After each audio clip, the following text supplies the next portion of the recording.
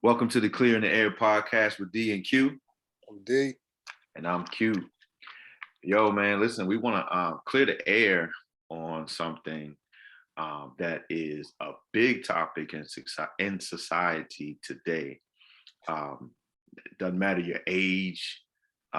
If you have not done this, if you are not doing this, you have definitely had the conversations about this. What are we talking about?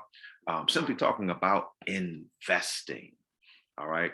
Um, it's a huge topic right now, given the climate that we're in America. Just kind of given um, the different things of whether we're talking about economy, different ways to invest. But before I get into all of that, um, what what would we say is investing? Like, what is investing? What do you say investing is? Here you go again, asking me for these definitions. All right, here. Look, uh, uh, I mean, to me, it's basically, I guess, in the most elementary terms, uh, when you invest in something, it's something that you believe in. It's something that you think can increase, can prosper. So that's just like the basic term. So when you're talking financially, if you're investing in something, then you think it has the potential to grow and to me, I would think, you know what I'm saying, to allow your money to grow with that. And you're willing to take a risk to possibly take a loss. So to me, I think on a very like basic scale, that's what investing means. I would agree with that. Or it is. Yeah, I think I mean, it's finding a way to make your money work for you. Correct. Um, you know, by saying, okay, this is not my 9 to 5. This is my way of saying, you know what, I'm gonna take this money and invest it, and with the idea that it's going to it's going to do for me what the market has said, or whatever. So, um, for example, like passive income, the whole idea typically when you think of because there's three different types of income, or these are a few. So there's the employment income, which is what most of us do or have. There's the passive income, and then there's what some people will say portfolio income. So when you look at it in those terms, you know, there's ways you can even dive into passive income. We could dive into that a lot more, but for the sake of just kind of just basic conversation, I just figured I'd break it down into those three different types of income. Typically, though, when you talk about investing, it's the idea that it's passive, that you're not doing too much. We're not talking about a side hustle. We're talking about, hey, stocks or 401k or something that's related to retirement plan, um, Roth IRA, crypto, like again, the stocks. So just a very basic question. Do you invest? Um, Man, it's so funny you asked that. I've just started. Well, let me go back. So I do have every time I get paid, I do have a little bit of my income like going to my entire retirement and stuff like that. And so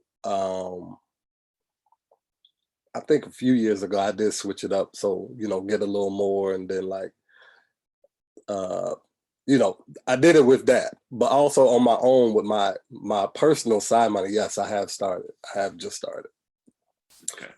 Um yeah, I have started. Yeah. I've opened up a couple of different accounts. I haven't been too active on them so far, but we'll get into all that. So, Yeah. yeah, yes, currently as of right now, I do invest. So um, for me to answer that question, yes. And then we're going to talk about the when did we start right after this. Right. So, um, yes, I do. I use a variation of a few different things with to plan to do more soon. So, there's an app called Acorns. I use that. Um, Robinhood, I've used. Um, what else do we have? I, Um, I have one of the things I've invested in. They use a platform called Start Engine. mm, Um, I don't know if you heard of them, I but have not. yeah. So that's one of the platforms that one of the companies I invest in use. Start Engine. Got you, got you. Mhm. I might as well speak for my family because if they're doing it, I'm doing it. If I'm doing it, they're doing it.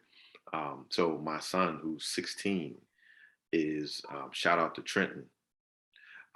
He I took him to school this morning, and I had to kind of encourage him and thank him for kind of encouraging, with his because he's very like zealous about it. Mhm. Um, and so he's into crypto. Um, That's crazy, even at that young of an age. yeah, yeah. So when Sheba popped off, um, and that became available, he started doing it. And he works and he takes his own money and he does that. He also got my wife to doing it. So and it's crazy. I don't want to dive into certain things or say certain things. So I'm gonna shut up in a minute because I would love to go into some other things, which I will do. But yeah, so those are kind of the three main ways. Um, Please remind me, or I'm saying this to hold myself accountable to talk about future plans. We'll probably end that way. So as I said, um, when did you start to invest? Um, so right now I'm just gonna talk about like the outside investing that I do, that I've started. I've actually, man, it's just been recent, bro. I would say it was definitely during the pandemic. So I'm talking about within the past, what, year and a half. Um, and to give a little background, um, I don't like taking risks when it comes to money. Uh, um, I like to have my money where I can see it, where I can feel it, and whenever I need to have it, it can be there. I don't gamble. I think that's one of the big things is I don't gamble. Um, I think I've gambled maybe twice in my life. I mean, I'm the type to go to Vegas, go to AC, go to a casino, and I'm at the lounge, or I'm just chilling, walking around, or you know, or I'm at the pool or something. Like I can go to those places and not even think about gambling. Um, I think I've gambled. One of those times I've gambled was on a cruise, and I won $200, and I said I would go to my grave with that $200. So I'm gonna go. I'm gonna leave out of here up. I'm not If gonna it's be up, in then the it's hole. up. If And it's if up, it's then it's up, then up. it's up. Then it's stuck. Yeah, for sure, for sure. So yeah. So I think that was one of the reasons why I got into the investing game late. But here lately, um, I've been blessed uh, very well financially to the point where I feel comfortable. Like I have my finances are so straight that I feel comfortable that I can take this chunk of money and invest it in something that I maybe believe in. So here the past couple years or so, I've been reaching out to friends, reaching out to people who I know are very All right, interested stop, in investing. Okay, all stop. right, all right, Because the next question, I'm gonna let you finish now. okay, On okay, my Kanye, I'm gonna let you finish. I'm all gonna right, let you finish. all right. Um, the next question is what made you start? So please continue. Mm. Well, yeah. What, like I said, what made me start was uh, I got to a point financially where I felt comfortable. You know, if I felt comfortable taking a risk, and I felt comfortable that if I were to take a loss, I would be okay with that. And then I know I have close friends who are very successful with it. I have a few friends that's all they do. Like that's their 9 to 5. They simply live off investments.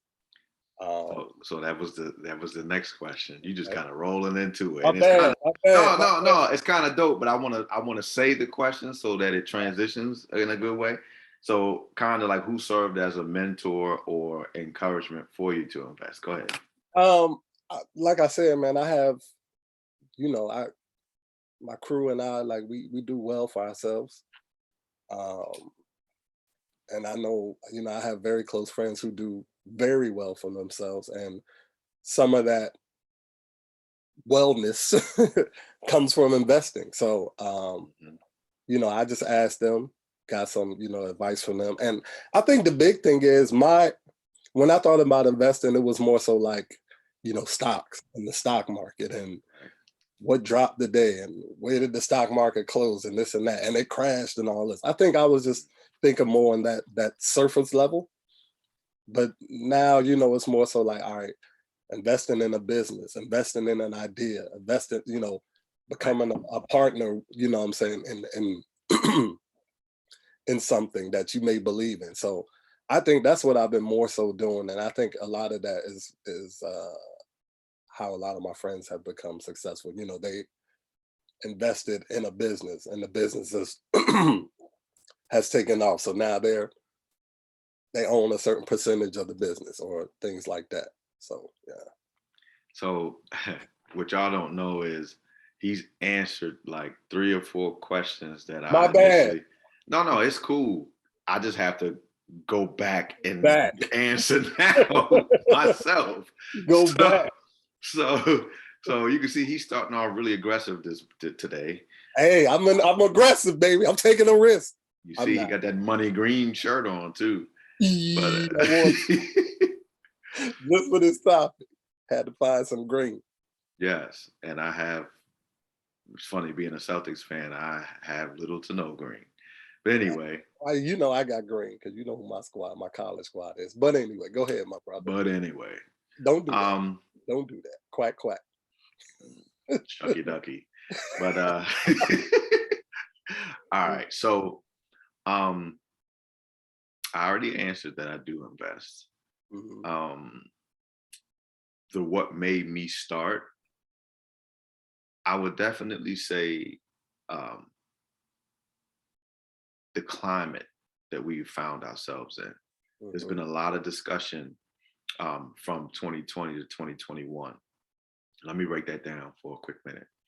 The discussion has always been like the strategy, like, and I hate to say this, but I will say it. Unfortunately, my community in which I grew up, the majority of people who look like me, um, from where I grew up, you just didn't talk about investing. And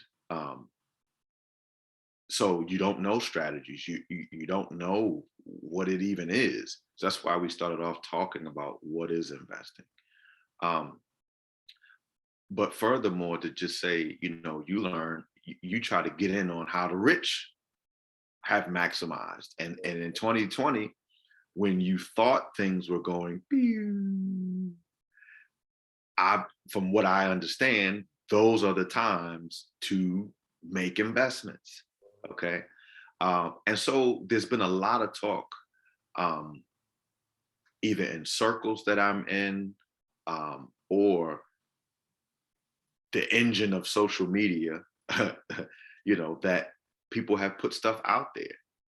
So if I had to give an answer as to what made me start, I would say 3 things. My son, the one I mentioned at 16 years old, and that wasn't really a start, which means I need to go back to answering when did I start, but we'll talk about that in a minute.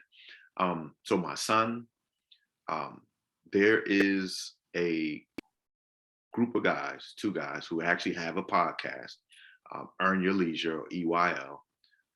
These guys over the last 2 years have become one of the best follows on social media that I could imagine ever having. And so again, young men who look two guys, there's two of us, it's two guys.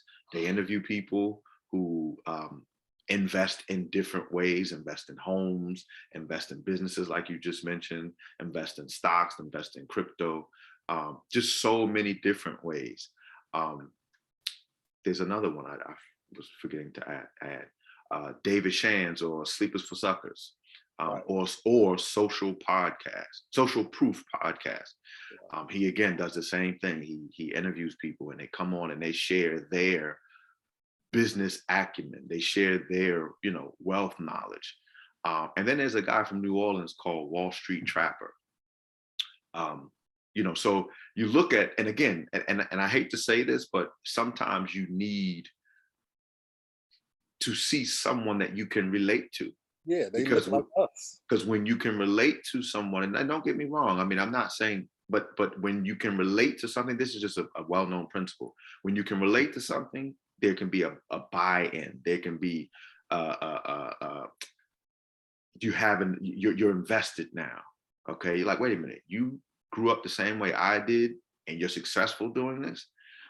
So it's just things like that to say that's what made me. The next question was also who served as a mentor or as encouragement, and that's kind of the answer here. I'm going to say when I started, and then I'm going to come back to my son. That's accountability to help me to remember. All right. So let's see. I started probably in 2019. Okay. That's when a little before me. Right. But I started the Robinhood app then. I did very little to it. I started this Stash is another one. I started the Stash. I did very little with it. Again, I didn't have the education. I knew it was something that I should have been doing, but I didn't seek out the information. And a lot of times for us, I'm just talking about people in general, we only go as far as what is right in front of us. Mm-hmm. Okay. But let me say this, I actually started back in 2005. That's when I graduated from JMU, shout out to JMU, graduated from college then. I started working with Marriott a week later after graduating. And what I loved, even though I knew nothing about it, was that Marriott made it very easy for you to invest. Okay. I believe it was a 401k that I had invested in. And some unfortunate things took place in 2008. I took that investment as I left the company. Well, we know what happened in 2008. That industry for hotel industries, the hotel industry ended up being one that took a major hit. Okay. I'm almost finished. And so with that, sorry for the glare, y'all. With that,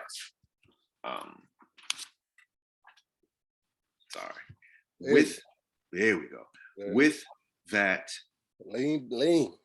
Yeah, lean with it, rock with it. Lean back. Oh, yeah. With that, I did something really dumb. I should have reinvested it, but again, I did not have the knowledge to know what to do, and no one advised me. So I missed out. Well, I probably went for about a month without working. I took the money and I'll just be transparent. I in 3 years I had $5,000. Excuse me, Marriott matched up to 3 or 6%. I think it was 6%. And so I ended up, I took the money out. Obviously, you get penalized. The penalty was $2,000. So I was left with $3,000. Okay. After that, I took it and I lived off of it. The person I was with at the time had children. I shared what I had during that time, and that was that. And so you was living off your investment. I don't know if I was living off of it. I used it. Okay. I used it because it's, it was a month. Right. So if I was smart, what I would have done was I would have not used it and, did what I needed to do, reinvested elsewhere. And then you're talking about from 2008 to 2021, as we mentioned earlier, that money would have been working for me. 13 years later, I shared this story with my son. So just going back as a nice transition to my son, he really was kind of like the encouragement to pick up the Robinhood, because he wanted to use Robinhood. You see what I mean? So there's a way that you can, have your children, you can invest with your children or for your children, whatever. So he, again, is very zealous about it. There's a lot of things that he's trying to do in terms of crypto. Like, so he's got he does Coinbase, and then he does, which does crypto, and he's got Robinhood. And again, because I monitor the account, I could look on the account at any point in time and see, yo, look at what this little boy has in his account. So that's encouragement for me to say, yo, he's 16 years old. I'm blah, blah, blah, blah, blah years old. Right. At least double his age. And you missed out on 13 years. You got to do something, for them. I got 5 kids, y'all. So I got to do something. So I'm going to shut up. But let's transition into, yeah. So let's transition into this. Why do you think we started as late as we did? Again, me personally, man, I just,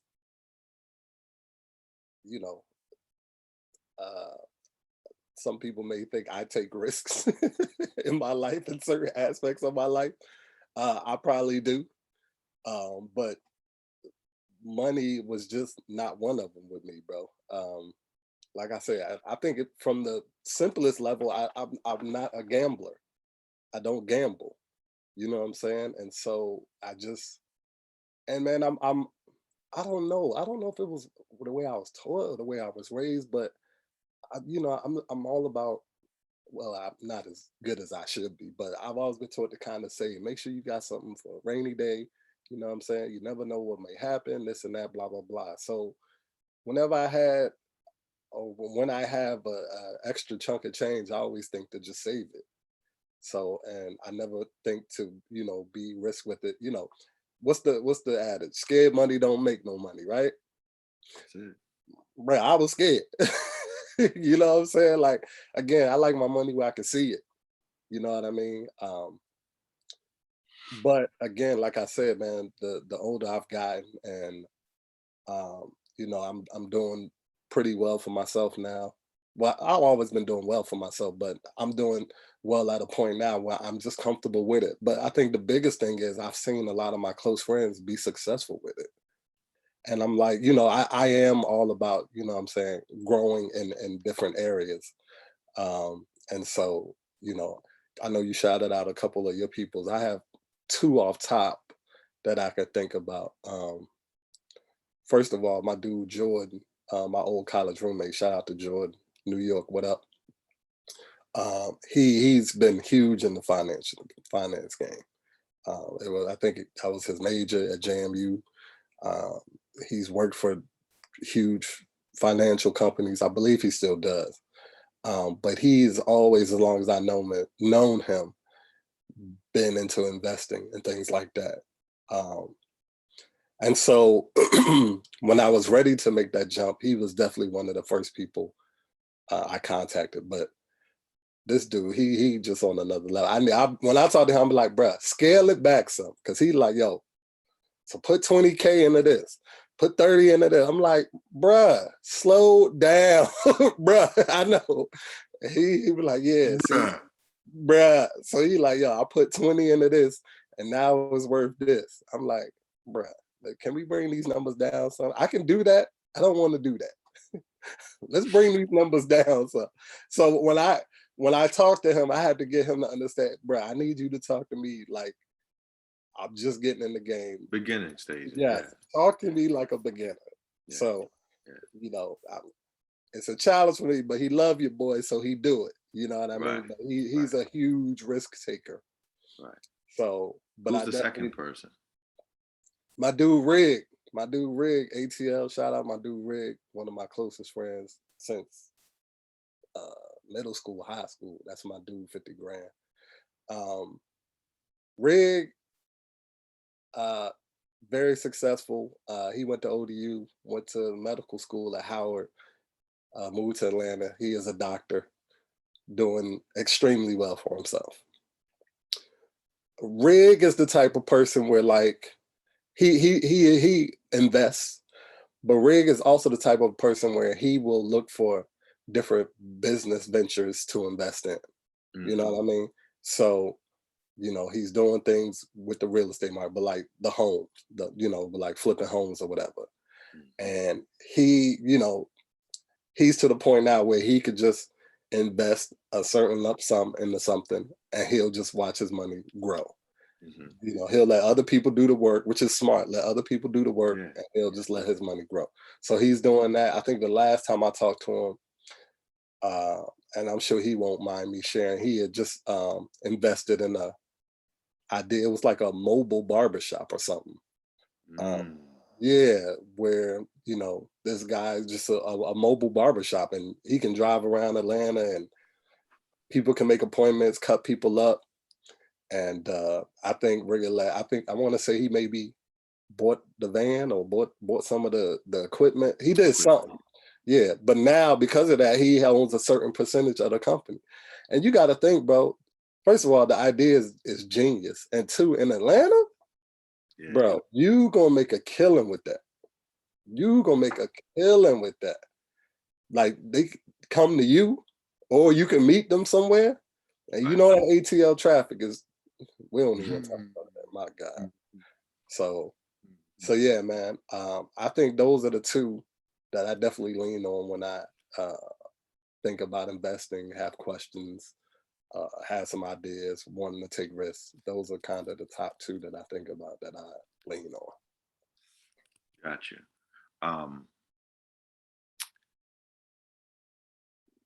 What took me a while, or why I'm just starting, is knowledge. It's funny, my dad called me while we were podcasting. But, you know, my dad is a doctor and, you know, has been for as long as I can remember, probably as long as I was not born. But so, you know, I would have imagined, I came to live with him at the age of 16 here in Maryland. I would have imagined those would have been conversations that we had, but I think at the time in which I came to live with him, we were dealing with so many other family related issues. And then you're talking about, it was at 16. So I really only have 2 years before I'm out of the house. And we just didn't get a chance to have those discussions.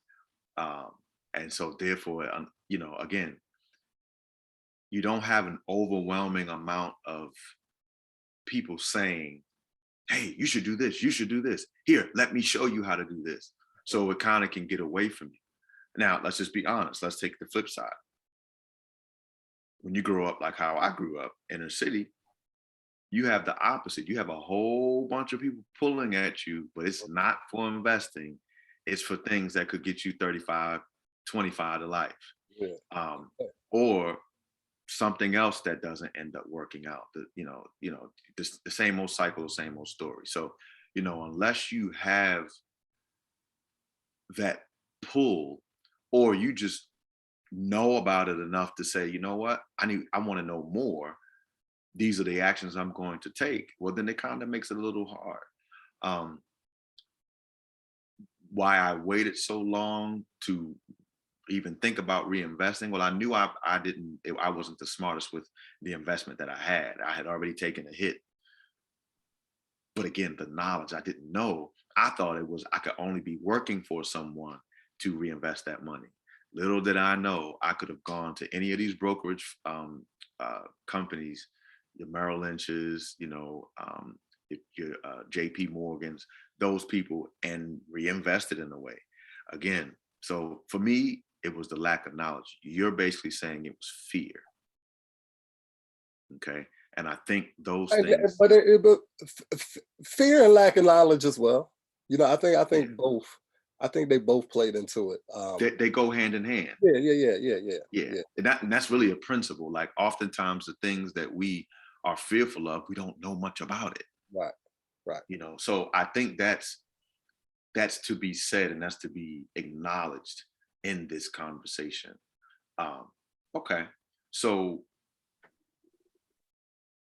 I was gonna say let's talk about the stigmas. Do you feel like there's any stigmas with investing? Because I feel like you mentioned like gambling, and I wanted to say, well, bruh, investing is gambling Yeah, because there's no. Go ahead. I think the biggest stigma is just it's so volatile, bro. Like Yeah, you never know. You could be up one day, next day the joint down, or God forbid it crash. And yeah, yeah, I think that's it, man. Just the volatility of it. I don't know. It always seemed like it was for people that were that of a certain class. You know what I'm saying? So like you yeah. said, people that were well off or well to do. Right. Um, so I think that was one of the stigmas. I think a lot of people maybe just thought it's not for me. I'm not in that class, or I'm not financially stable enough to where I can invest. Um, it might have been for a certain group of people. You know what I'm saying? Keep it a And buck. yeah, yeah, and we definitely breaking that stereotype down. You know what I'm saying? Right. Right. We definitely in the investment game. So, but that was a stigma as well. Um, I think those three things. I think the volatility. A lot of people may thought it was of a certain uh, for a certain group, and then for a certain economic status. Yeah. And then um, the lack of knowledge. I would say Right. lack of knowledge is tied to like history, like who in your family has a history of doing it and is successful. And Yeah. that's why for me it was really huge to see, you know, Earn Your Leisure. Uh, Hmm. Right. David Shan, shout out to David Shan, Sleepers for Suckers. Um, Wall Street Trapper, Right. seeing people like that be successful, like literally seeing them. I think Wall Street Trapper did construction. So I think he did a video or he showed a picture where he was like building a bridge. Like he's all the way up in the sky, like, on some old, you know, Carnegie type stuff. Mhm. You know what I mean? And, he's doing that. Right. And a year or two later, he's in this, he's teaching people about it. So I think there's a lot of myths that need to be debunked. This is not the last conversation that we have about this. Um, so is there anything else that you want to share? Do you feel like we've cleared the air? Um. Nah, man. I think we've covered everything, bro. Maybe I think maybe another stigma was, are you willing to essentially trust people with your money? Yeah. Trust strangers, trust these different corporations, and you hear so much, you know, Fraud. fraud. Yeah, yeah. So What was that movie about that? What was the guy's name who Wall Street Wolf? Who that Wolf movie on was Wall about? Street. Wolf of Wolf on Wall Wall Street. Street. Yeah, yeah. I can't even lie. I ain't seen it yet. I heard It's all it's a right. classic. Yeah, I heard it's dope, bro. But I heard it's long too. I just gotta 3 hours. That yeah, joint is 3 hours. yeah. I just gotta sit down and but it's a bunch of movies like that. Yeah. That deal with Wall Street. It's one called Wall Street, I believe. Right. That's an old joint. So yeah, I need to watch Wolf on Wall Street. I'm gonna watch Yeah. that. Matter of fact, within the next week, I'm gonna see that joint. Look at that. Look at what we did.